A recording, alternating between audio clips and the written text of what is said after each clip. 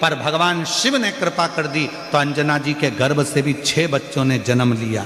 आप लोग कथा में श्रवण करें हैं पूर्व में, हनुमान, गतिमान, रतिमान, मतिमान, वर्तिमान, ऐसे हनुमान जी के कई भाई हुए, कई भाई हनुमान जी के हुए। और हमने पहले भी कहा है, जिसकी फैक्ट्री ना चलती हो, बहुत दुकान ना चलती हो, तो हनुमान जी के पाँव का थोड़ा सा सिंदूर लेकर, यदि उस सिंदूर को किसी भी फैक्ट्री या दुकान में हनुमान जी के छोटे भाई गतिमान के नाम से अगर एक बिंदी भी सिंदूर की रख दी जाती है, तो वो दुकान और फैक्ट्री भी झड़ाके से चलना प्रारंभ हो जाती है। गतिमान हनुमान जी के छोटे भाई, एक हनुमान जी के छोटे भाई हैं मतिमान। जब व्यक्ति डिप्रेशन में जाता है, एकाग्र चित्त नहीं रह पाता है,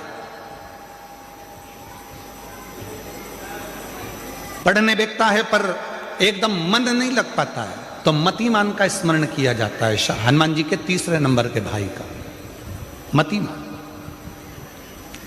और कहते हैं एक दुर्वा यदि मतिमान के नाम से शंकर भगवान की शिवलिंग पर चढ़ा दी जाए और उसी दुर्वा को वापिस लेकर आया जाए, अंधेरा होने से पहले, सूर्य अस्त होने के पहले, शाम के प्रदोष के पहले यदि उस दुर्वा को उस व्यक्ति को चबा चबा कर खिला दो, तो डिप्रेस हो रहा है, डिप्रेशन में है, चिंता में है, टेंशन में है और उसका विवेक काम नहीं कर रहा, बुद्धि स्थिर नहीं हो पा रही है या पढ़ने में मन नहीं लग पा रहा है, तो उसको आप एक दुर्वा मतिमान, हनुमान जी के 3 नंबर के भाई मतिमान के नाम से अगर खिला देते हैं, तो उसकी बुद्धि केंद्रित होना प्रारंभ हो जाती है और वो डिप्रेस से हटना प्रारंभ हो जाता है, मन स्थिर होने लगता है। मतिमान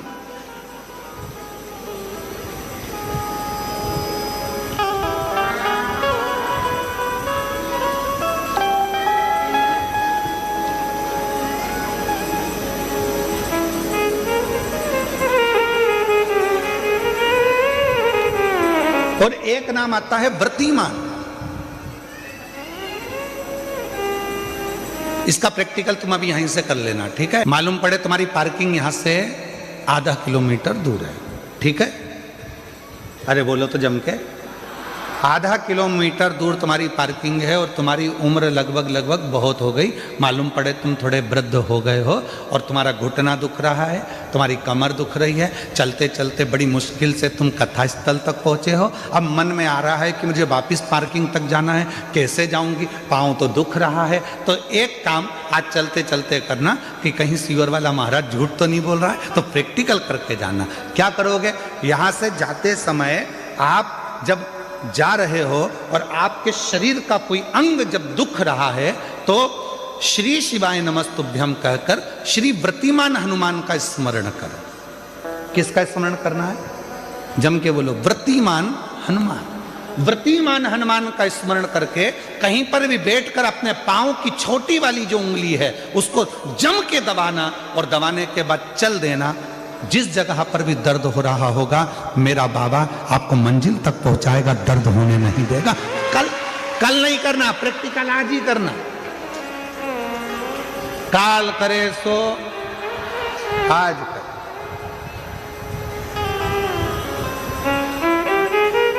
व्रतिमान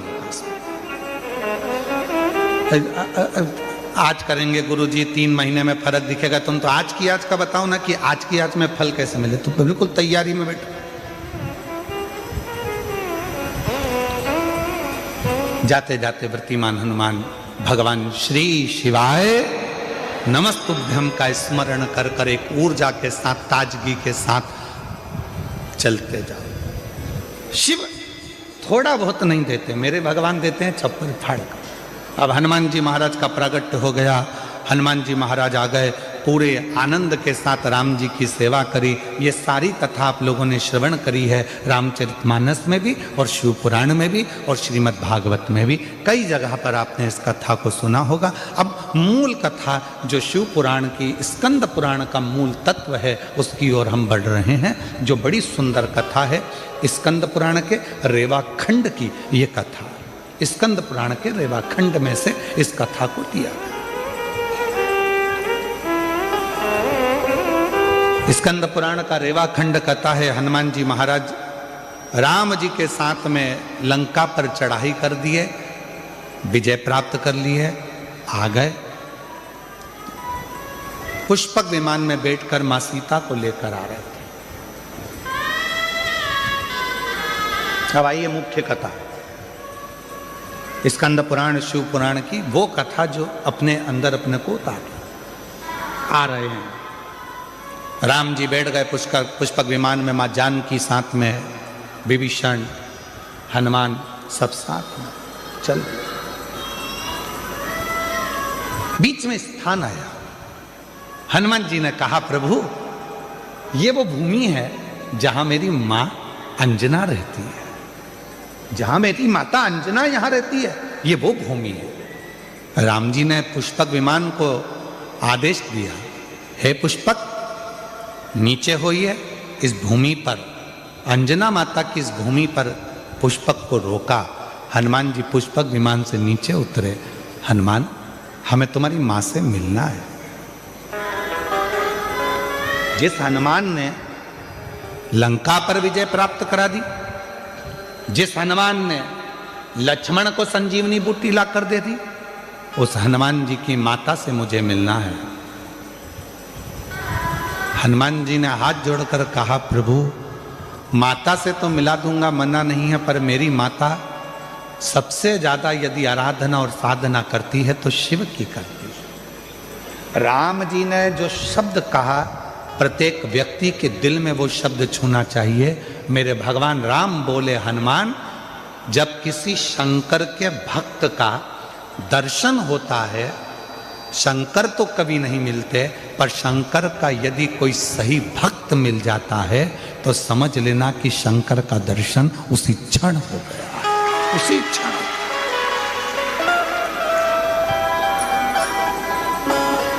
उसी क्षण शिव का दर्शन उसी पल हो गया, शंकर भगवान का दर्शन उसी पल हो गया। यदि कोई शंकर भगवान के भक्त का दर्शन कर लेता है, शिव भक्त का दर्शन कर लेता है, तो समझ लो कि शंकर भगवान का भक्त का दर्शन शिव का दर्शन। आप कौन है? क्यों लोग कहते हैं कि शिव महापुराण के कथा के पंडाल में जाकर बैठो और आपकी मनोकामना पूर्ण हो जाती है, कथा के पंडाल में जाकर बैठो शिव पुराण के और आपका मनवांचित फल प्राप्त हो जाता है। आखिर शिव महापुराण के कथा के पंडाल में ऐसा होता क्या है?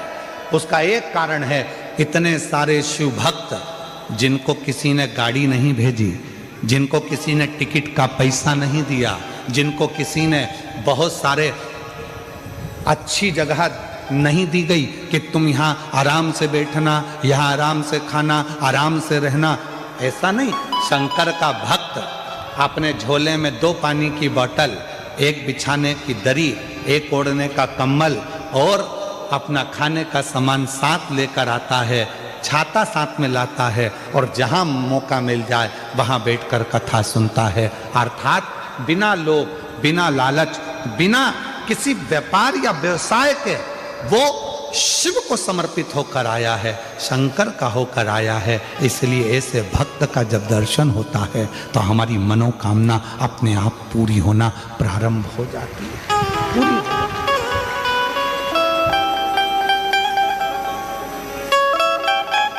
एक पत्र है, अच्छा है।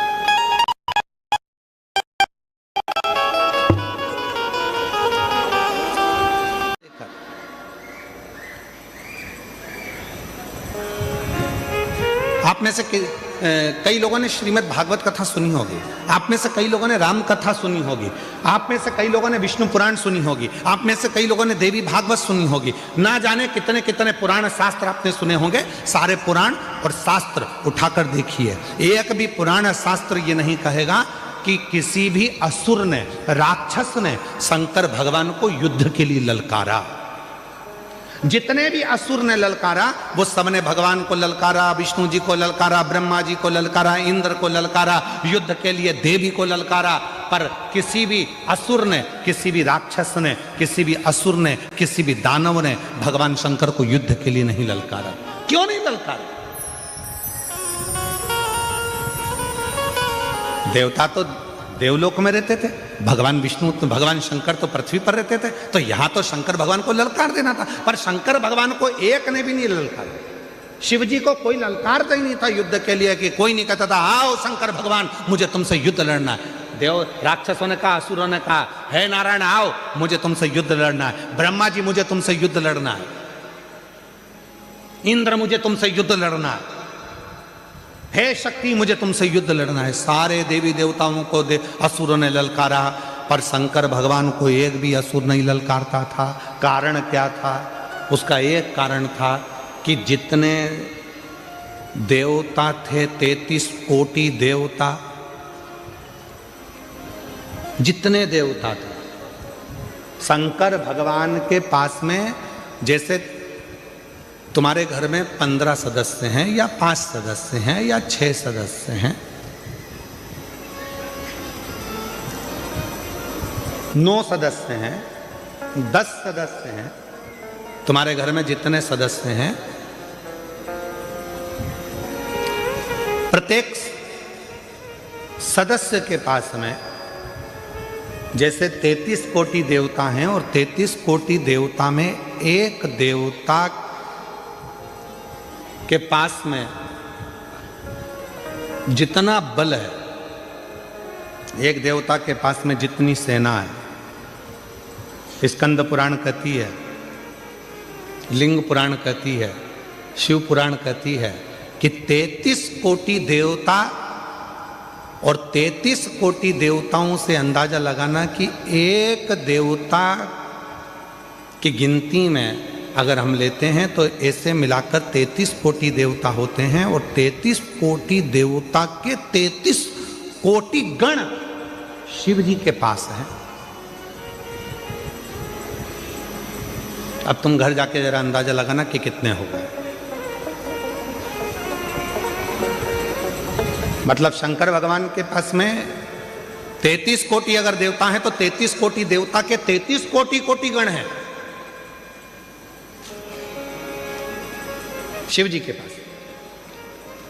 शास्त्र कहता है शंकर भगवान के गण जब जम के चिल्लाते थे, एक साथ जब आवाज लगाते थे और जो चिल्लाकर दौड़ते थे, तो जितने भी असुर हैं उनकी धर्म पत्नियां जो गर्भ से होती थीं उनका गर्भ गिर जाता था, और असुरों के कान में से रक्त बहना प्रारंभ हो जाता था। युद्ध की तो जरूरत ही नहीं पड़ती थी, गणों के चिल्लाने से ही असुर मर जाते थे, प्राण छूट जाते थे चिल्लाने से।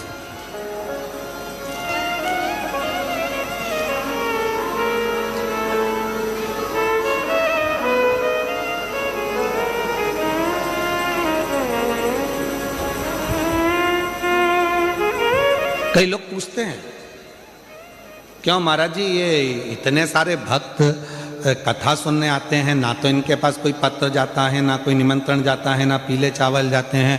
अगर कोई राजनेता को भी सभा करना पड़ती है तो गाड़ियां लगाना पड़ती है, गाड़ियां भेजना पड़ता है, तब लोगों को बुलाना पड़ता है। और साथ में बुलाओ तो बुलाओ, भोजन का टिफिन भी हाथ से दो और उनके लिए पूरी व्यवस्था करो, कुर्सी लगाओ, ये लगाओ, वो लगाओ, सम्मान दो, गाड़ी भेजो, घोड़ा भेजो, समय पे लाओ, समय पे छोड़ के आओ। पर ये शिव पुराण एक ऐसी कथा है जिसमें ना तो पीले चावल दिए जाते हैं, ना निमंत्रण दिया जाता है, ना किसी के यहाँ पत्र भेजा जाता है, ना किसी के यहाँ जाकर कहा जाता है। उसके बाद भी ये लाखों लाखों शिव भक्त अपने आप आ जाते हैं। उसका क्या कारण? उसका एक कारण है, स्कंद पुराण कहती है, ये जितने शंकर के भक्त संसार में रहते हैं, ये शंकर भगवान के पूर्व में कोई रिश्तेदार रहे होते हैं जो शंकर की डमरू की आवाज सुनकर दौड़ पड़ते हैं और कथा में आकर बैठते। शिव के गण है।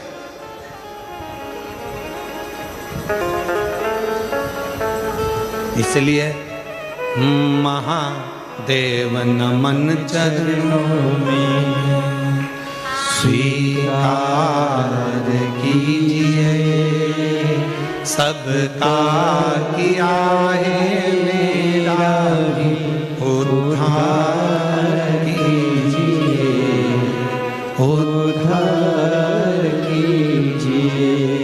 हे त्रिपुंडधारी, हे त्रिशूलधारी, हे त्रिपुंडधारी, हे त्रिशूलधारी।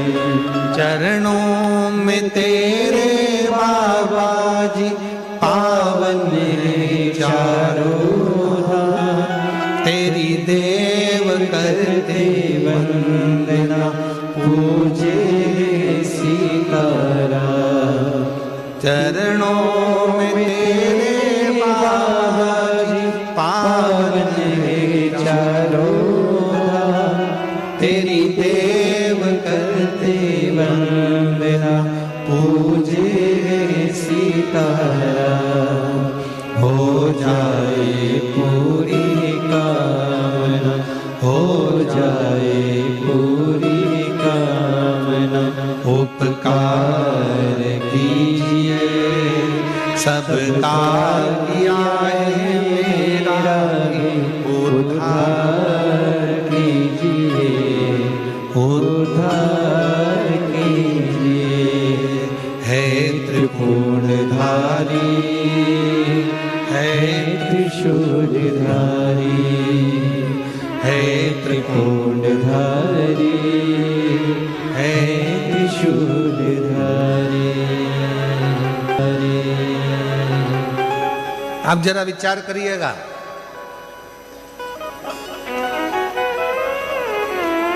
शिव के गण इतने प्रबल हैं, एक बार यदि जाग जाएं तो दुनिया में किसी की सामर्थ्यता नहीं है जो इनके आगे टिक जाए।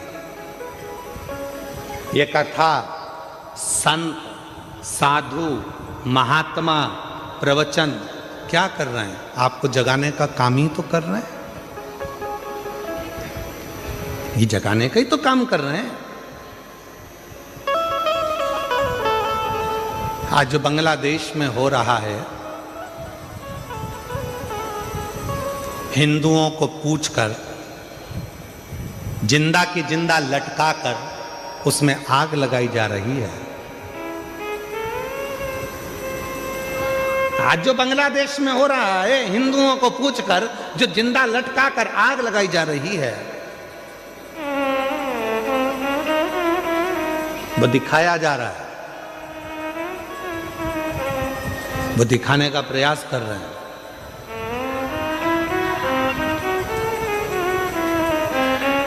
कि जब हमारी संख्या बढ़ी तो हम तुम सबको ऐसे ही लटकाकर आग लगा देंगे। इसलिए मेरी जीजियों और मेरे जीजाओं और मेरी बेटियों, बेटाओं और मेरे बुजुर्ग माँ बाप, ध्यान रखना, एकजुट होना प्रारंभ हो जाओ और अपने सनातन को मजबूत करना प्रारंभ करो। अपने सनातन को मजबूत करना प्रारंभ करो, वरना आने वाला समय बड़ा विचित्र हो, बड़ा विचित्र।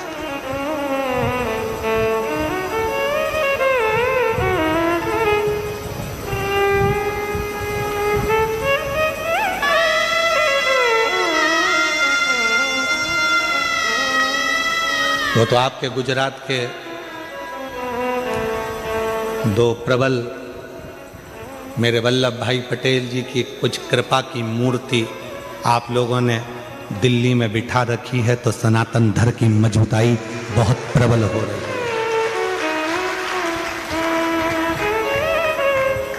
सनातन धर्म प्रखर हो रहा है, प्रबल हो रहा है।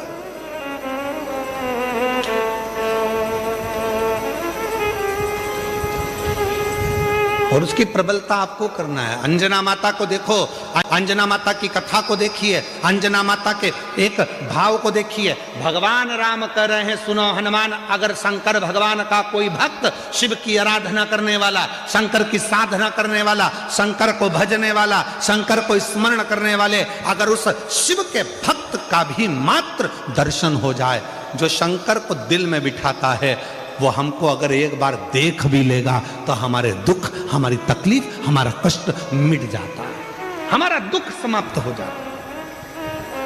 अब इसमें ना जाने कितने शंकर के भक्त आए होंगे। इस पूरी कथा में ना जाने शंकर भगवान के कैसे कैसे भक्त आए होंगे जो शिव की भक्ति के लिए रात भर, ठंड पड़ रही है, पड़े हुए हैं, ठंड में पड़े, खाने को मिला तो ठीक, ना मिला तो ठीक, पड़े। हम नहीं जानते कौन से यूट्यूबर हैं। एक यूट्यूबर ने कोई रील डाली होगी और वो रील ऑफिस से सीहोर से आशीष के पास आई। तो आशीष ने हमको रील दिखाई, तो उस रील में आशीष ने दिखाया कि कोई दुबई से भी एक बहन यहाँ आई हुई है और कथा के पंडाल में रात रात रुककर कथा का श्रवण कर रही है। वो दुबई वाली बहन कहाँ बैठी है? अगर बैठी हो तो मैं निवेदन करूँगा कि आप ही हैं, आ जाओ आ जाओ आ जाओ। ये दुबई से कथा सुनने के लिए आई और कथा के पंडाल में रात्रि विश्राम कर कर कथा का लाभ ले रही। और मैं उन यूट्यूबर को भी धन्यवाद दूंगा जिन्होंने इनकी रील डाली। अगर वो भी, अगर उनके, उसका नाम तो मुझे मालूम नहीं है और यूट्यूबर कौन सा है वो भी नहीं है ध्यान में, पर अगर वो यूट्यूबर अगर यहाँ बैठे हों तो मैं उनको भी निमंत्रण दूंगा कि वो भी पधारें, कि आपकी रील के कारण आज पूरा सनातन धर्म को ये मालूम पड़ रहा है कि शिव की भक्ति कैसे होती है, शंकर की साधना कैसी होती है, शिव की आराधना कैसी होती है, शिव भक्ति कैसी होती है। और फिर निवेदन करूं मैं इस गुजरात की पवित्र भूमि से, सूरत की पवित्र भूमि से, जितने यूट्यूबर हैं, जितने सोशल मीडिया है और जो आप लोग अपनी चैनल के माध्यम से, अपने यूट्यूब के माध्यम से रील बनाने वाले जितने भी यूट्यूबर हैं, आज आपने सिद्ध कर दिया इस शिव महापुराण की एक एक रील बनाकर कि हमारा सनातन धर्म ऐसा है, हमारे सनातन धर्म की जागरूकता ऐसी। आप सनातन को मजबूत कर रहे हैं। सारे यूट्यूबरों को, जितने भी यूट्यूबर लगे हैं सूरत के, गुजरात के, उन सबको मैं नमन करता हूं, प्रणाम करता हूं। आपकी भक्ति को, आपकी सनातन की जागरूकता को।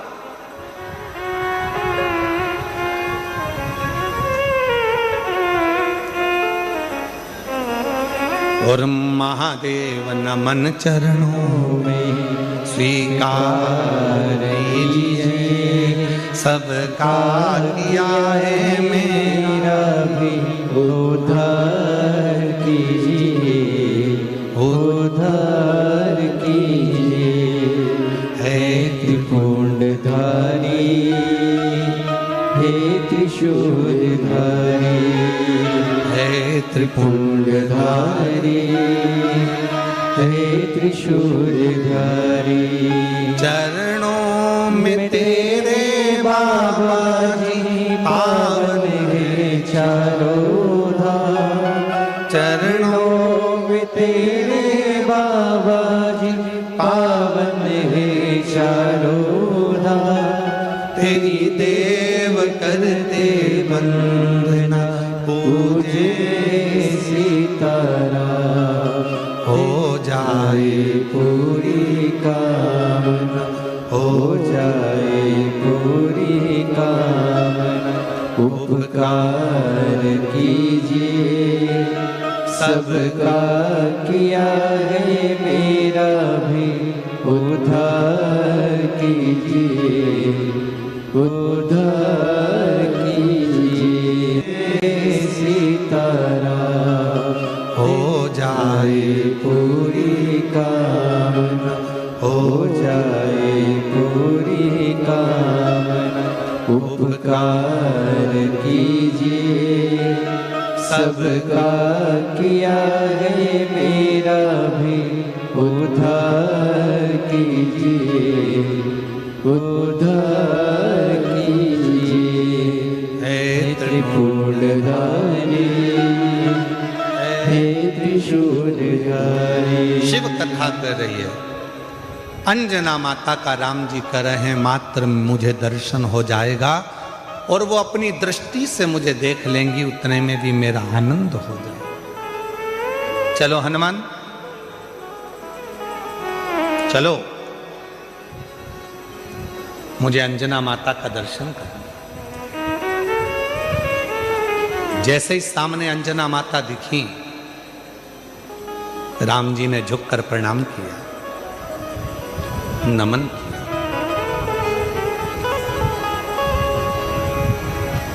हनुमान जी ने कहा अंजना माता से, ये श्री राम है। ये इनके छोटे भाई लक्ष्मण जी हैं, ये माता जानकी जी हैं। सबको मिलाया। अंजना जी ने कहा कि हनुमान घर में कुछ पाने के लिए नहीं जाओ, अतिथि आए हैं, इनके लिए कुछ थोड़ा कंदमूल फल लेकर आओ, इनके लिए थोड़ा कंदमूल फल लेकर जाओ। अरे वाह वाह वाह, तेरी कृपा का क्या है भरोसा, कब किस पर हो जाए जरा सी हम पर कर दो, जरा सी हम पर कर दो। तेरी कृपा का क्या है भरोसा, कब किस पर हो जाए जरा सी हम पर कर दो, जरा सी हम पर कर दो। जिस पर भी हो गई तेरी कृपा करुणा, वो भव पार हुआ, भव पार हुआ। पापी हो चाहे जितना, उसका भी बाबा उद्धार हुआ, उद्धार हुआ। गिद्ध अजामिन गणिका जैसे तेरे मन को भाए। बच्ची 2 दिन से रो रही है बाहर खड़े होकर, केवल उसको मिलना था। एक बार जोरदार ताली बजाओ, आज व्यासपीठ पे दौड़ के आई है।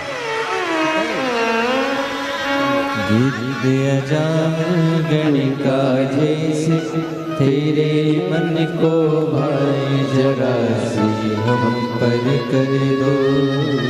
मैंने कहा कि हनुमान जाओ, घर में कुछ पाने के लिए नहीं है, तुम जल्दी जाओ दौड़ के कंदमूल फल लेकर। अतिथि आया है, मेहमान आया है। शिव महापुराण की कथा कहती है अतिथि शिव का एक रूप होता है।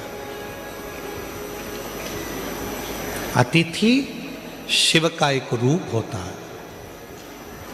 इसीलिए हमारे यहाँ सनातन धर्म में कहा, शिव महापुराण की कथा के पंडाल में अगर कोई रात्रि रुककर कथा का इंतजार कर रहा है, सुबह स्नान आदि कर कर भगवान शिव की कथा के लिए बैठा हुआ है, इंतजार में डूबा हुआ है, वो कोई साधारण नहीं है, स्वयं मेरा देव अधिदेव महादेव है, शिव है। इसलिए मेरी जीजियों, प्रयास करा करो अपने घर से। अब गुजराती भाषा में तो क्या, गुजरात के लोग तो वैसे भी खाने में और खिलाने में बड़े होशियार होते हैं, और उसमें भी सूरत के।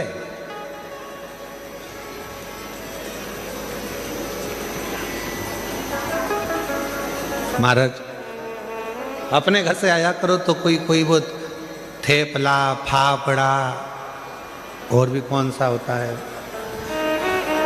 काय सोमानी जी, और कौन कौन से होते हैं, थेपला, फाफड़ा। हाँ तुम बोलते जाओ, मैं सुन रहा हूँ। हाँ ठीक है, ठीक है। हाँ कल मंगवा के रखूंगा सब यहीं पर। तो निवेदन है, घर से आया करो तो थोड़ा थोड़ा लेकर चला करो, अपने लिए नहीं, जो अपने आसपास में बैठे उसका मुख झूठा कराने के लिए। मेरा शिव नगर में आया है, मेरा शंकर, मेरा भोले बाबा, मेरा शिव, और मेरा शंकर ना जाने किस रूप में कब तुम्हारे सम्मुख में आकर बैठ गया, और उसकी कृपा आप पर हो, ये भाव लेकर मुख झूठा।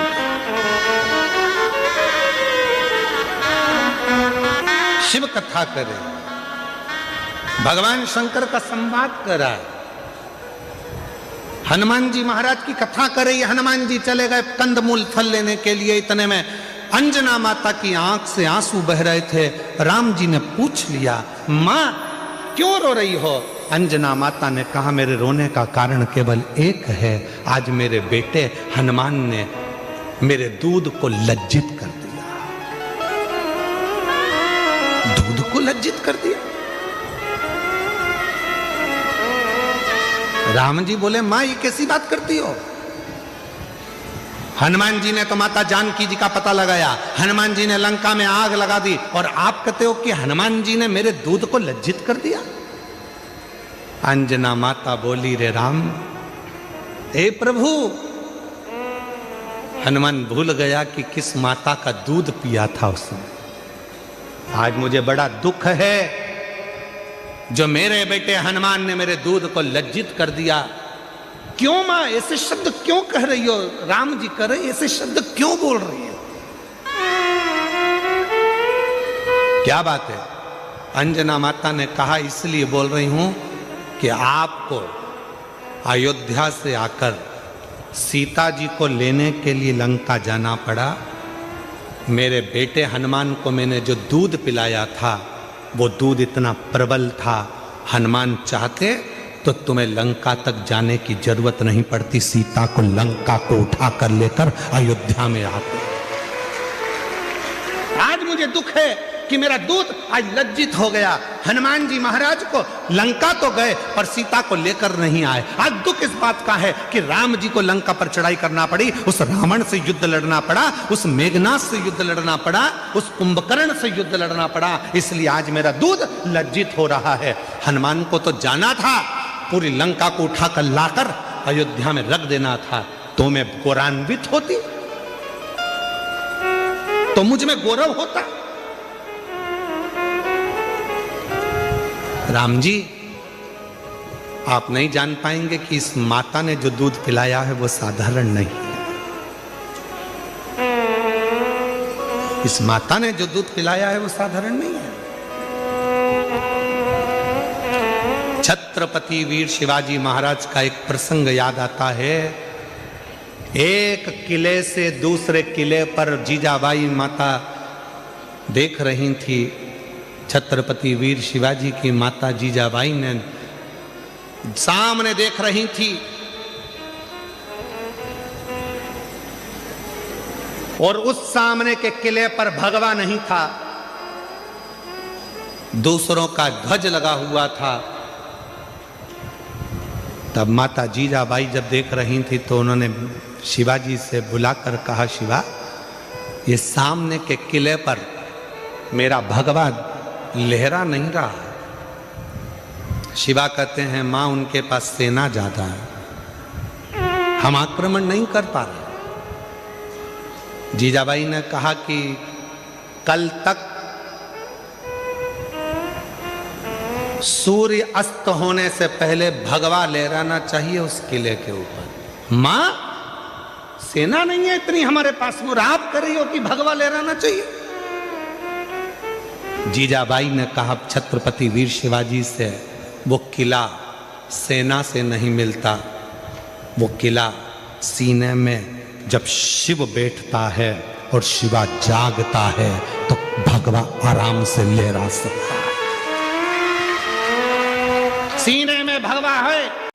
उठो जवान देश की वसुंधरा पुकारती, उठो जवान देश की वसुंधरा पुकारती, ये देश है पुकारता पुकारती मां भारती, ये देश है पुकारता पुकारती मां भारती। अपने भीतर वो बल उत्पन्न करिए। हनुमान जी से कहा, जाओ तुम जाकर फल लाओ, और इतने में राम जी के सामने मां अंजना की आंख के आंसू थे, और अंजना माता ने कहा, मैंने जो दूध पिलाया आज वो लज्जित हो गया। हनुमान जी चाहते तो पूरी लंका को उठा कर ले आते, पर हनुमान जी लेकर नहीं आए, इसका मुझे दुख है।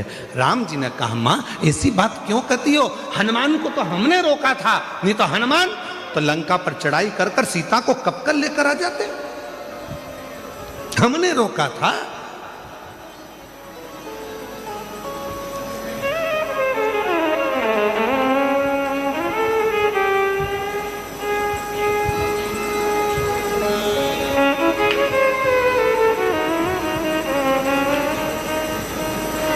महाराज।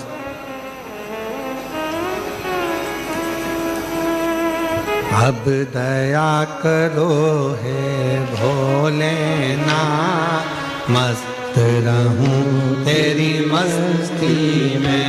अब दया करो हे भोलेनाथ, मस्त रहूं तेरी मस्ती में। अब दया करो हे भोलेनाथ, मस्त रहूं तेरी मस्ती में। अब दया करो हे भोलेनाथ, मस्त रहूं तेरी मस्ती में। मेरे सिर पर रख दो अपना हाथ, मस्त रहूं तेरी मस्ती में। मेरे सिर पर रख दो अपना हाथ, मस्त रहूं तेरी मस्ती में। अब दया करो हे भोलेनाथ, मस्त रहूं तेरी मस्ती में। अब दया करो हे भोलेनाथ, मस्त रहूं तेरी मस्ती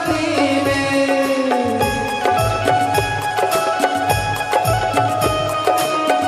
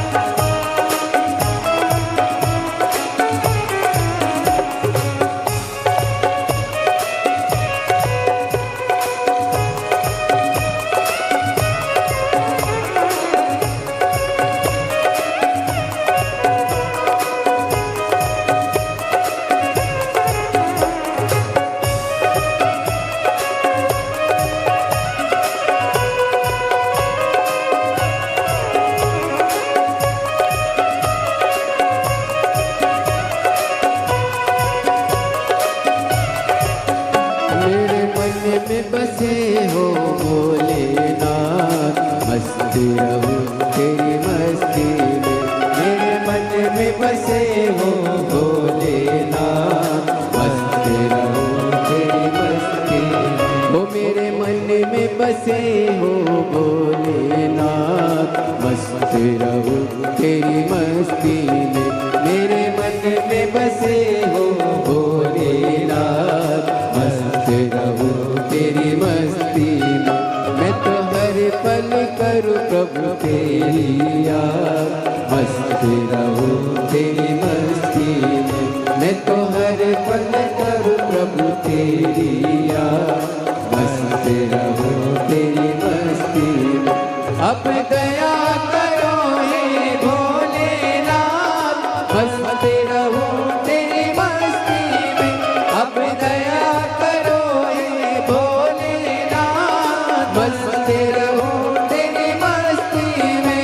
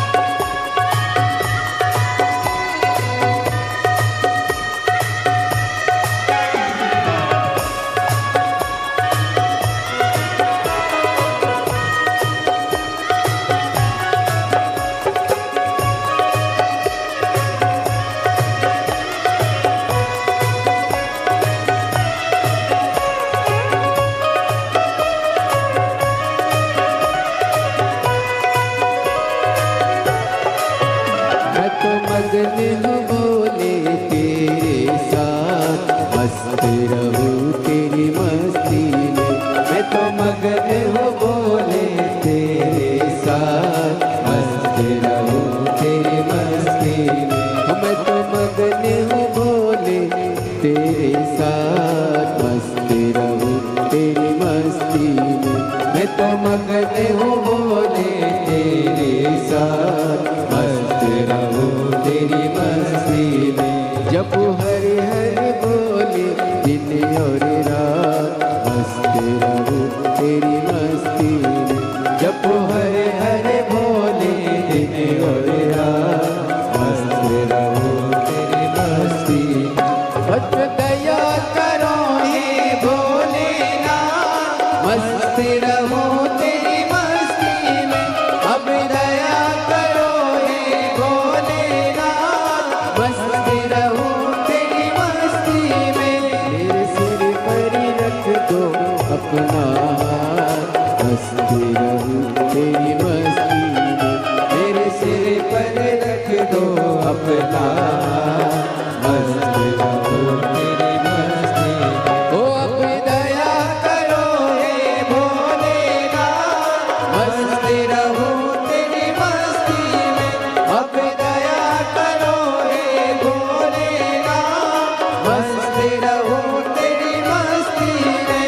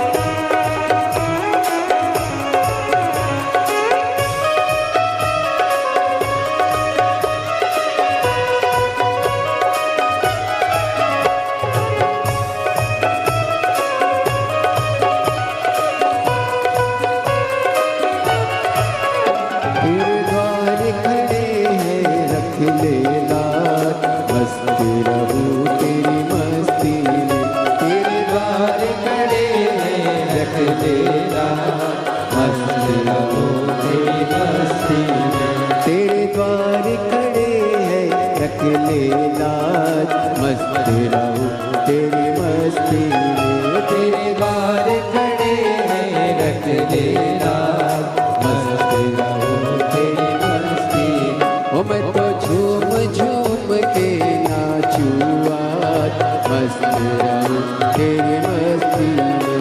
मैं तो झूम झूम के नाचूं आज, मस्त रहूं तेरी मस्ती में।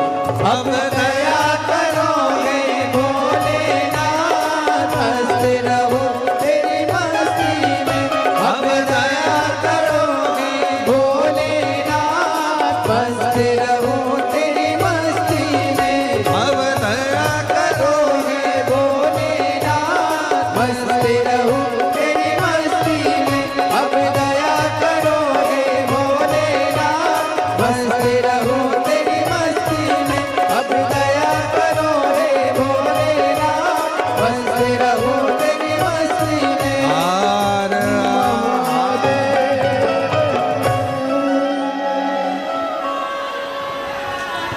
अपने स्थान पर बैठकर भगवान देवाधिदेव महादेव को अपने मन का भाव कहिए, दिल से प्रार्थना करिए, विनय करिए, निवेदन करिए। जहाँ जगह मिले वहाँ बैठकर बाबा को अपने मन का भाव कहें। बहुत दूर दूर से आप लोग आए हैं। बाबा देवाधिदेव महादेव को अपने मन का भाव कहने के लिए, प्रार्थना करने के लिए दिल से बाबा को नमन करिए, भाव से कहिए, प्रार्थना करिए, विनय करिए। भाव से बाबा को अपने मन की बात कहेंगे, दिल से प्रार्थना करेंगे। और हमारा आप लोगों से निवेदन है बाबा से ऐसी प्रार्थना करना कि 10 तारीख को कथा पूर्ण हो, और जो कामना लेकर आप आए हैं बाबा ऐसी कामना पूर्ण करना कि 16 तारीख को हम बड़ौदा पहुंचकर अपना पत्र दें और बाबा से कहें कि हमारा कार्य पूर्ण हो। ऐसी बाबा को प्रार्थना करें। निवेदन करेंगे सब साथ में, जिसको आता है साथ में बोलेंगे। आपकी आवाज़ यहाँ तक पहुँचे, आपकी और हमारी आवाज़ देवाधिदेव महादेव तक पहुँचे और सबकी कामना पूर्ण हो। दिल से बाबा को नमन करें।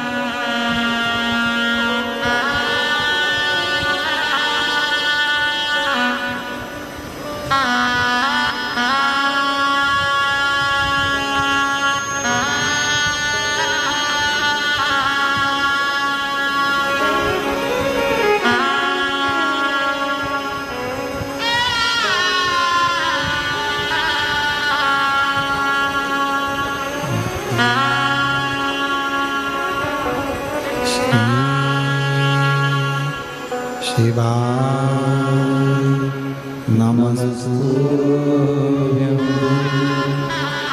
श्री शिवाय नमस्तुभ्यं, श्री शिवाय नमस्तुभ्यं, श्री शिवाय नमस्तुभ्यं, श्री शिवाय नमस्तुभ्यं। भोला सब दुख काटो हमारा, ओ भोला सब दुख काटो। शिव शंकर जपो तेरी माला, भोले बाबा जपो तेरी माला।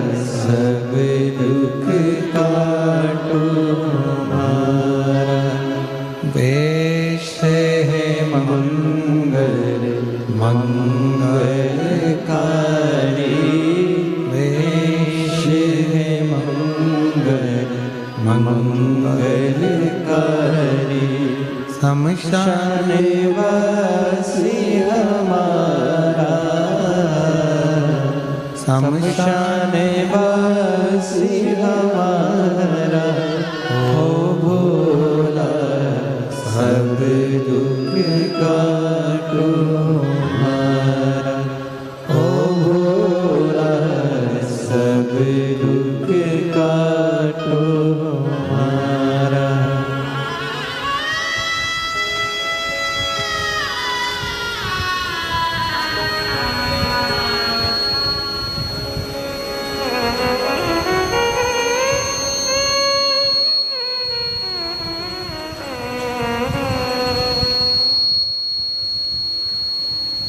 बाबा देवादिदेव महोदय, भगवान शिव, मोगड़दानी, त्रिकालदर्शी, कैलाशी, विनाशी, भगवान शंकर की पवित्र कथा कर रहे। शिव महापुराण की कथा वर्णन कर रही है। माता अंजना देवी ने जैसे ही कहा कि हनुमान जी ने आपको लंका तक भेजा, हनुमान को तो चाहिए था कि पूरी लंका को उठाकर अयोध्या लेकर आ। राम जी ने हाथ जोड़कर कहा, मां आप ऐसा ना कहिए। हनुमान तो ले आते सीता जी को, आपके दूध को लज्जित नहीं करा, पर हमने मना किया था। इतने में तो लक्ष्मण जी को हंसी आ गई, और लक्ष्मण जी को ऐसी हंसी आई कि लक्ष्मण जी को हंसी आते से ही भगवान राम जी ने लक्ष्मण जी को हंसने से रोका।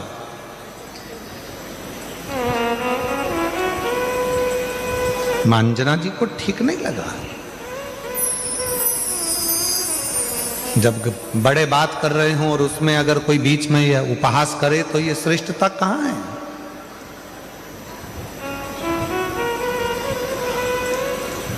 लक्ष्मण जी हंसे। इतने में लक्ष्मण जी ने कहा माता अंजना जी के से, देखो प्रभु भैया राम, माता तो अपने दूध का और अपने पुत्र का कितना गुणगान कर रही हैं और अपने आप का कितना गुणगान कर रही हैं। एक बार भी उन्होंने ये नहीं कहा कि लक्ष्मण के बाण से या राम जी के बाण से ये सब कुछ हो सका।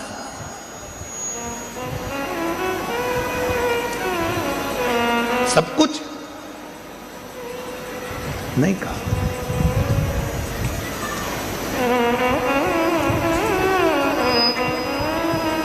माता जानकी जी ने कहा, लक्ष्मण तुम्हारा कहने का मतलब क्या है? क्या मेरे दूध में वो प्रबलता नहीं है? क्या मेरे पुत्र में वो प्रबलता नहीं है?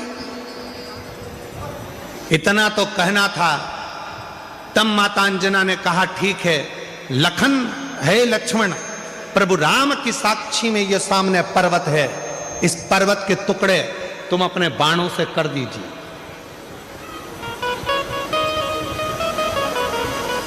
अंजना माता ने कहा, लक्ष्मण शिव की आराधना करी है और शिव की साधना करी है और शिव जैसे पुत्र को जन्म दिया है इस अंजना ने।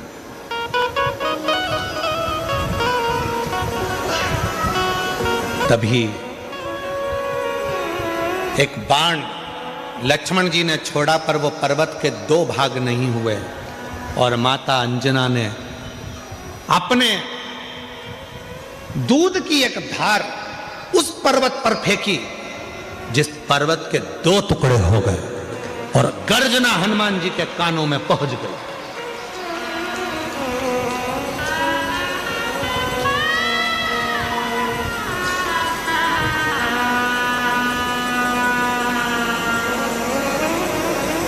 हनुमान जी के कानों में जैसी गर्जना गई, गर्जना जाते ही दौड़कर हनुमान जी महाराज आए। ना जाने ऐसी आवाज कहां से आई है, मेरे राम जी पर कोई उपद्रव तो नहीं हो गया, कोई बात तो नहीं हो गया। हनुमान जी महाराज भाग कर आए और हनुमान जी ने जो भाग कर आए और आते से जो देखा तो पर्वत के दो टुकड़े थे जिसमें से दूध की धार बह रही थी। पूछा हनुमान जी ने, माँ ये क्या हो गया? माता ने कहा, लक्ष्मण जी समझ नहीं पाए थे। लक्ष्मण जी ने अंजना माता के चरण पकड़ लिए। माँ मैं जान नहीं सका कि एक माता के दूध में वो बल होता है कि अपने बेटे को जब वो दूध का पान कराती है तो बेटा उतना वीर उत्पन्न होता है, प्रबल उत्पन्न होता है, जो दुनिया का सारा कार्य कर सकता है। मां, आज मैं लज्जित हूं, आज मैंने आप पर उपहास किया। हनुमान जी महाराज सामने थे, राम जी के मस्तक पर पसीने की बूंद थी, पसीने की बूंद।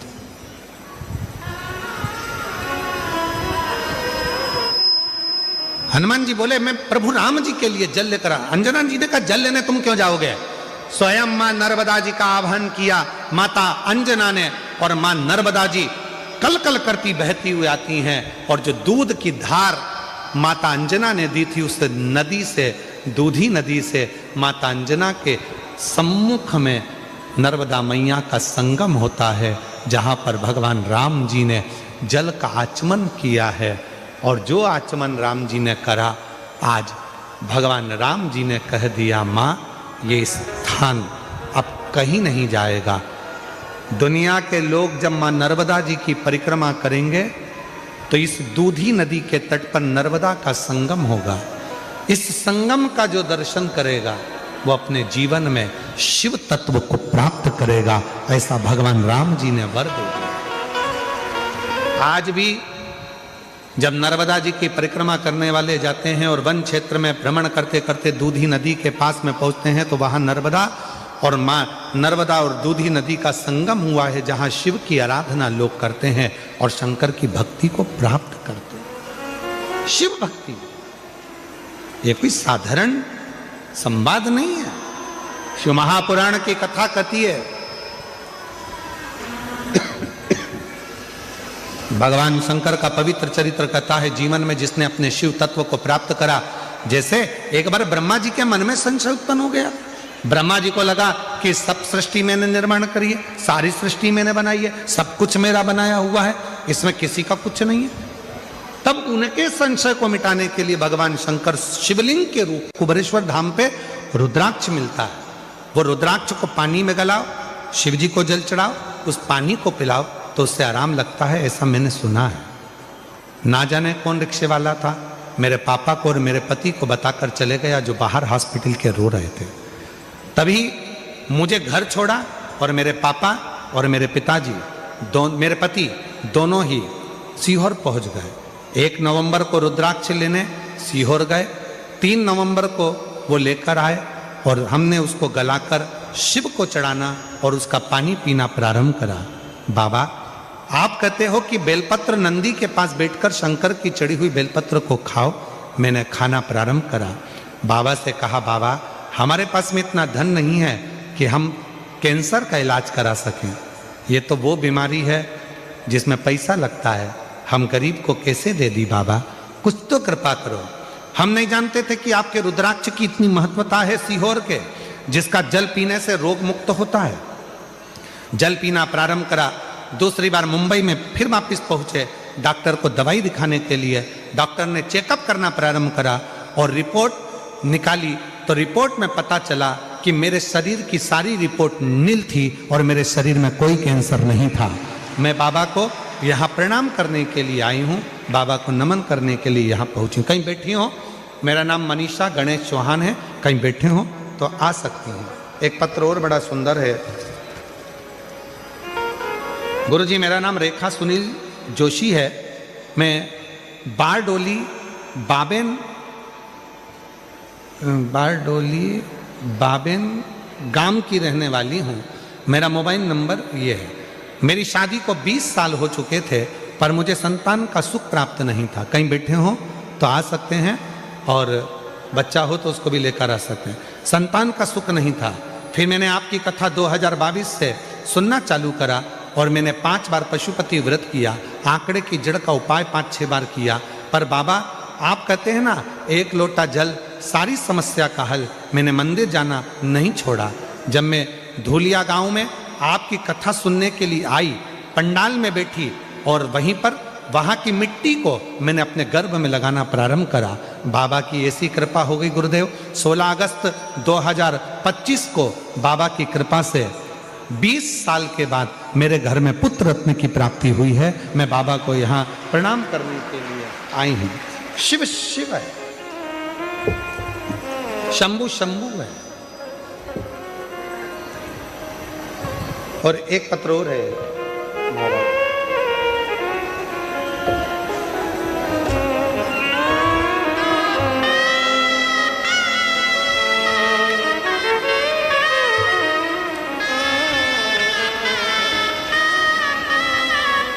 मेरा नाम निर्मा, पति का नाम धर्मपाल, जाट जाखड़, मेरा गांव रीडी, तहसील डूंगरगढ़, जिला बीकानेर, राजस्थान से आई हूँ।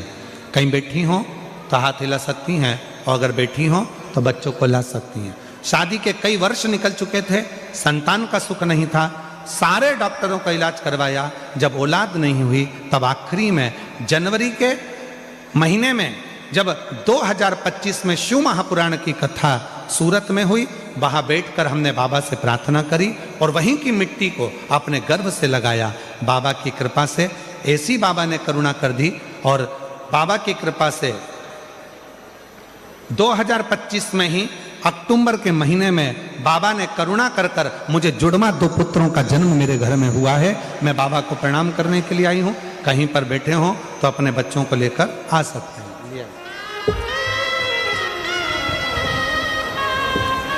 और शंभु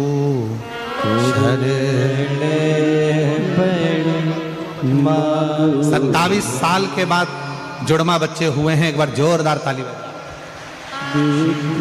काटो दया करीने दर्शन आपो शंभु शरणे। जोरदार ताली बजाएं। 27 वर्ष के बाद हुए हैं बाबा की कृपा से। दुख काटो दया करीने दर्शन आपो शंभु शरणे पड़ी मांगो घड़ी रे घड़ी दुख काटो दया करीने दर्शन आपो। जोरदार ताली बजाएं। 27 साल के बाद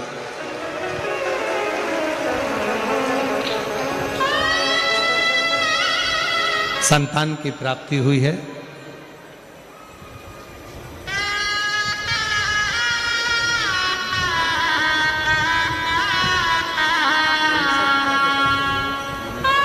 आप ही को तो बेटी को कैंसर हो गया था। इस बहन को पैसा नहीं था, 2 लाख रुपए लगना थे।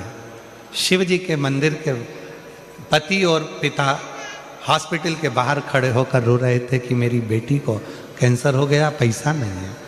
एक रिक्शे वाला आकर बोला कि सीवर वाला बाबा कथा करता है, एक बार रुद्राक्ष का जल दो। गए पति और इसको छोड़ा बहन को घर पर। पति और पिता दोनों सीहोर पहुंच गए, रुद्राक्ष लाए, पानी में गलाकर बहन ने पीना प्रारंभ करा। शिव जी की कृपा से डॉक्टर को दिखाने मुंबई गई, पूरी रिपोर्ट नील हो गई और कैंसर से मुक्त हो गई। जोरदार।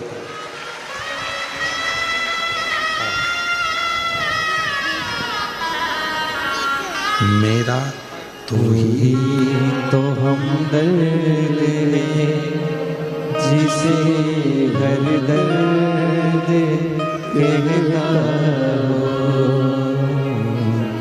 मेरा तू ही तो हमदर्द है जिसे हर दर्द कहता हो। शिव से प्रार्थना कभी खाली नहीं गई। भगवान शिव की आराधना कभी खाली नहीं गई।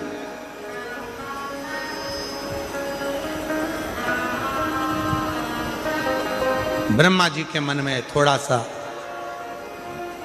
अहम आ गया। याद रखना, जीवन में या तो राम रहेगा या हम रहेगा। जिसके दिल में राम बसा है उसके दिल में अहम कभी नहीं आ सकता। और जिसके दिल में अहम पहले से भरा हुआ है उसके दिल में राम नहीं आ सकता। थोड़ा अहंकार को दूर करोगे तो राम आपके करीब में आएगा। शिव जी को पाने का सबसे सुंदर तरीका है अपने भीतर से अहम को निकाल दो कि मेरे पास मैंने कुछ करा है। कुछ नहीं करा हमने, कुछ भी नहीं।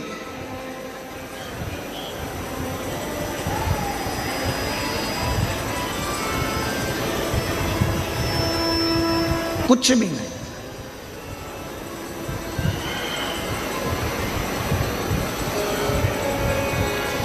वो एक लाइन है ना आप लोगों की, वो भौरे ने खिलाया फूल, फूल को ले गया राजकुंवर। भौरे ने खिलाया फूल, फूल को ले गया राजकुंवर। भौरे तू कहना न भूल, भूल मेरा हो गया इधर उधर। भौरे ने खिलाया फूल, फूल को ले गया राजकुंवर। ये संसार में जन्म जिसने दिया है, जिसने संसार सागर में भेजा है, उसी ने हमको खिलाया है, उसी ने हमको वैभव दिया है, उसी ने आप और हमको धन दिया है, उसी ने हमको संपदा दी है, उसी ने समझने की बुद्धि दी है, उसी ने सब कुछ दिया है। अब आगे आपके ऊपर निर्भर करता है कि इस बुद्धि को, इस मन को, इस चित्त को आप हम में डुबोएंगे कि राम में डुबोएंगे। ये आपके ऊपर निर्भर, ये आपके ऊपर निर्भर करता है।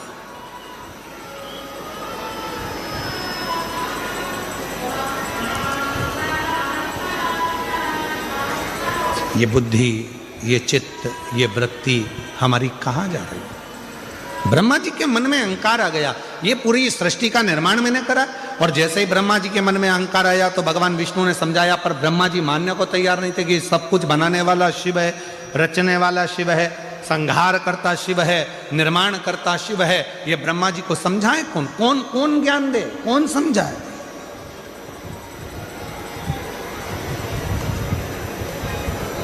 दो होते हैं, एक होते हैं विद्वान, दूसरे होते हैं विद्यावान।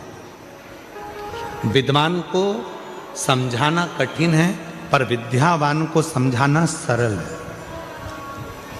दो हैं। रावण को भी विद्वान कहा जाता है। रावण को कहते हैं लोग बहुत विद्वान है, बहुत विद्वान है, बहुत विद्वान है, पर रावण को कोई विद्यावान नहीं कहता। रावण को लोग विद्वान कहते हैं, पर विद्यावान रावण को नहीं कहा जाता। पर हनुमान जी को लोग विद्यावान, गुणी, अति चातुर, हनुमान जी को लोग विद्यावान कहते हैं। आ जाओ, विद्यावान कहते।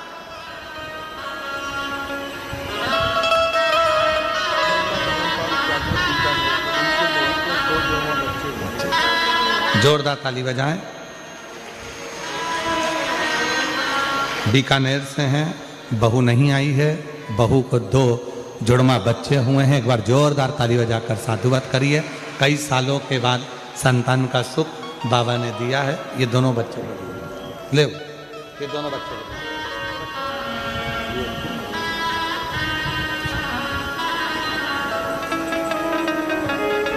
विद्यावान, गुणी, अति चातुर।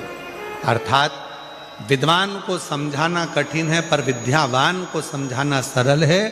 निवेदन है, अगर कोई तुमसे कहे कि तुम बहुत विद्वान हो, नहीं भैया, हम विद्वान कम, विद्यावान, गुणी, अति चातुर। बाबा की कृपा है, उसने जितनी विद्या दी है वो हमारे भीतर है। हम ज़्यादा कोई विद्वान तो है नहीं, पर इतना जरूर है कि उसकी कृपा से सब समझ लेते हैं। ये उसने दिया, उसने करुणा की, और उसकी कृपा के बिना कुछ हो भी नहीं सकता। ब्रह्मा जी को समझाया, पर ब्रह्मदेव मानने को तैयार नहीं हुए। एक भगवान ब्रह्मा और भगवान विष्णु ने एक पर्वत को घुमाना प्रारंभ करा, और पर्वत को घुमाना प्रारंभ करा, तब उस पर्वत में से शिवलिंग की आकृति प्रकट हुई। प्रथम शिवलिंग का निर्माण भगवान ब्रह्मा और भगवान विष्णु ने किया, और प्रथम शिवलिंग जब प्रकट हुआ तो उसमें से आकाशवाणी हुई, हे ब्रह्मा, तुम मुझे समझ नहीं पा रहे हो। इस सृष्टि का पालन करता, संहार करता, संचार करता सब मैं हूं। तब भी ब्रह्मा मानने को तैयार नहीं हुए। तो ब्रह्मा जी ने भगवान विष्णु जी से कहा, इस शिवलिंग में आप कहते हो कि शंकर है, तो उनके चरण कहाँ है, उनका शीश कहाँ है? इस शिवलिंग के चरण और शीश कहाँ है? ढूंढा जाए। आ जाइए, आ जाओ। चरण और शीश है कहाँ?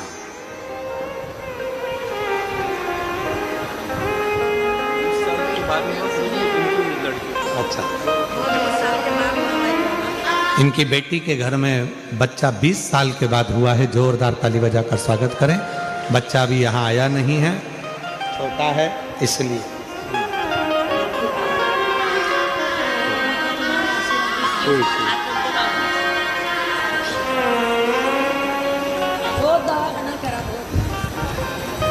शिव कथा कर रही है।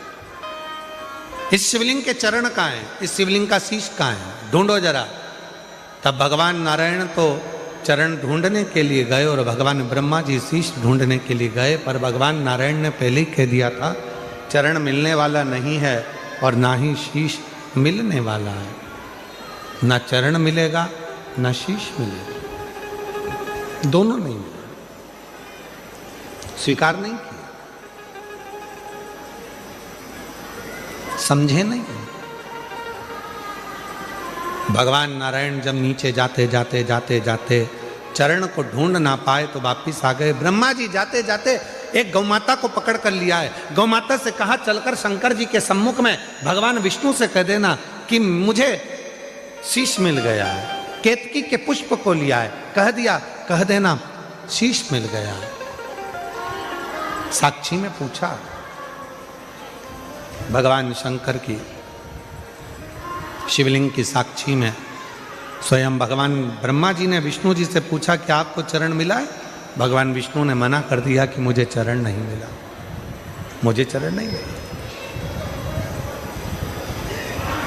एक बार भगवान नारायण ने सत्य कह दिया तो आकाशवाणी हुई, हे नारायण आपने सत्य कहा है, इसलिए आज से पूरी पृथ्वी पर सत्य नारायण की पूजन पूरी दुनिया करेगी, क्योंकि आप सत्य बोले। अब भगवान विष्णु ने पूछा, क्यों ब्रह्मा जी, तुमको शीश मिला है क्या? ब्रह्मा जी कहने लगे कि हाँ मिला है। ना मानो तो गौ माता से पूछ लो। गौ माता से पूछा तो गाय ने झूठ बोल दिया। भगवान शंकर ने कह दिया, गौ माता तू झूठ बोली है, तेरा पूरा शरीर पूज्य होगा पर तेरा मुख अपूज्य होगा। केतकी के पुष्प से पूछा तो केतकी के पुष्प ने झूठ कह दिया। हे केतकी, सारे देवताओं पर यह केतकी का फूल चढ़ेगा पर शंकर भगवान पर कभी नहीं चढ़ेगा। ब्रह्मा जी से कहा, ब्रह्मा जी अब तो सत्य बोल दो। ब्रह्मा जी सत्य बोलने को तैयार नहीं हुए, सच नहीं बोल पाए। और शिव महापुराण की कथा कहती है भगवान शंकर को सारे पुष्प, सारे पत्र, सारा पूजन साहित्य, इन सबसे भी ज्यादा यदि शिव जी को प्रिय है तो शंकर भगवान को सत्य प्रिय। इसलिए क्या कहा जाता है, सत्यम शिवम सुंदरम। जिसकी जिंदगी में सत्य आकर विराजमान हो जाता है उसकी जिंदगी में शिव आकर बैठ जाता है। और जब शंकर हमारे हृदय में आकर बैठ जाता है तो हमारी जिंदगी अपने आप सुंदर होना प्रारंभ हो जाती है, अपने आप। आप लोगों से भी निवेदन है, जीवन में एक बार थोड़ा प्रयास करो कि हफ्ते में, 2 दिन में, 5 दिन में, 7 दिन में अपने मुख से एक दिन ऐसा निकालो कि हम सत्य बोल सकें, सत्य बोल सकें। नहीं तो मरने के बाद तो लोग बोलेंगे राम नाम सत्य, पर अपने जीते जी अपन बोल रहे हैं, इससे बढ़कर और क्या चाहिए। सत्य बोले।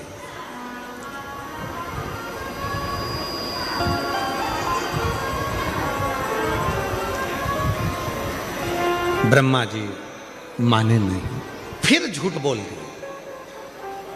शिव जी ने अपने पांव के अंगुष्ठ से नख तोड़ा, बाहर फेंका, काल भैरव को प्रकट कर लिया। काल भैरव से कहा इस ब्रह्मा का सिर काट दो। काल भैरव ने चीटी उंगली का नख तोड़ा, फेंका ब्रह्मा जी के सिर को काटने के लिए, और जिस मुख से ब्रह्मा झूठ बोल रहे थे, फेंकते से ब्रह्मा जी का सिर कट गया, लुढ़कता गया, रक्त बहने लगा। उस रक्त से कर्मनाशा नदी प्रकट हो गई। आज भी वो कर्मनाशा नदी उत्तर प्रदेश में बहती है, जिस पर उत्तर प्रदेश गवर्नमेंट ने बड़े बड़े बोर्ड लगा कर रखे हैं, ये कर्मनाशा नदी है, इसमें हाथ न धोइए, ये कर्मों का नाश कर देती है। झूठ बोले ब्रह्मा जी तो उनके रक्त से कर्मनाशा नदी प्रकट हुई, जिस नदी का जल आज भी विद्वान हाथ नहीं लगाते, क्योंकि वो कर्मों का नाश कर देती है। भगवान विष्णु ने जाकर प्रार्थना करी, प्रभु क्षमा करिए, ब्रह्मा जी की गलती हो गई, आप क्षमा कर दीजिए। तब भगवान ने कहा, क्या चाहते हैं नारायण? नारायण ने कहा, ये कटा हुआ जो सिर है ब्रह्मा जी का, लोग इससे नफरत करेंगे, आप कुछ कृपा कर दीजिए। तब भगवान देवाधिदेव महादेव ने करुणा करी और ऐसी कृपा करी, शिव जी ने कहा, ये ब्रह्मा का कटा हुआ सिर बट वृक्ष बन जाएगा, और उस बट वृक्ष की छांव में मैं खुद बैठूंगा।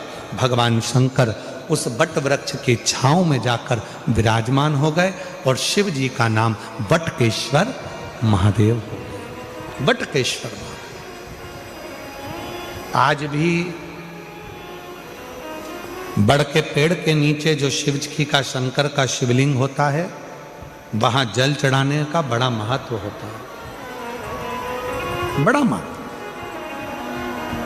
पर एक निवेदन हम आप सबसे करते हैं, ध्यान दें थोड़ा सा, चाहे बेलपत्री का वृक्ष हो, आंवले का वृक्ष हो, पीपल का वृक्ष हो, बट वृक्ष हो, शमी वृक्ष हो, कोई भी वृक्ष हो, उस वृक्ष के नीचे प्रयास करा करो जल चढ़ाओ, मना नहीं।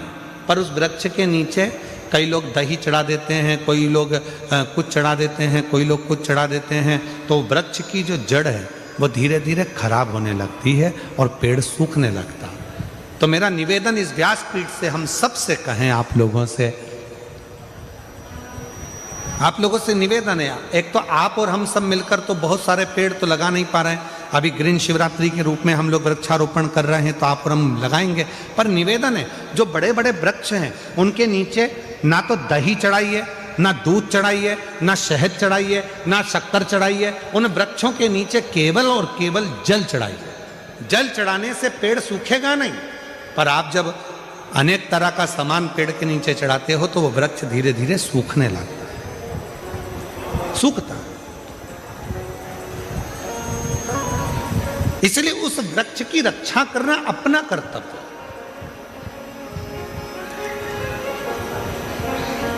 कई लोग बड़ के पेड़ के नीचे जाते हैं, उनकी भी पत्ती तोड़कर भगवान को चढ़ा देते हैं। ना ना ना, जो प्राचीन वट वृक्ष होते हैं, जो पुराने वट वृक्ष हैं, 500 साल पुराने हो, 700 साल पुराने हो, 1000 वर्ष पुराने हो, 400 साल पुराने हो, ऐसे जो वट वृक्ष होते हैं, पीपल के वृक्ष होते हैं, इनकी पत्तियों को नहीं तोड़ना चाहिए, इनको तो प्रणाम करना चाहिए, क्योंकि जो बुजुर्ग होता है उसका आशीर्वाद ही हमारे जीवन में सफल होता है। उसका आशीर्वाद नहीं, उसको तोड़े नहीं। हमारे कुबेरेश्वर धाम पर, बाबा के धाम पर लगभग 500 साल पुराना बाबा कुबेर भंडारी के यहाँ पर वट वृक्ष है। हम निवेदन करेंगे, आप लोग अगर वहाँ दर्शन करने जाते हैं तो निवेदन है, उनकी कोई पत्ती, कोई डाली, कुछ तोड़ना नहीं चाहिए, केवल प्रणाम करो, नमन करो, जल चढ़ाओ, परिक्रमा करो, बैठकर श्री शिवाय नमस्तुभ्यम का जप करो और बाबा से अपने दिल की बात करो, स्तुति करो, पर पत्तियां ना। बड़ के पेड़ के नीचे भगवान शिव विराजमान हो गए, बटकेश्वर नाम पड़ गया। बोलो बटकेश्वर महादेव की। ब्रह्मा, विष्णु और महेश तीनों एक जगह पर एकत्रित होकर जीवों का कल्याण करते हैं। भगवान ब्रह्मा, विष्णु, महेश पधार रहे हैं, जोरदार ताली बजाकर उनका स्वागत करें।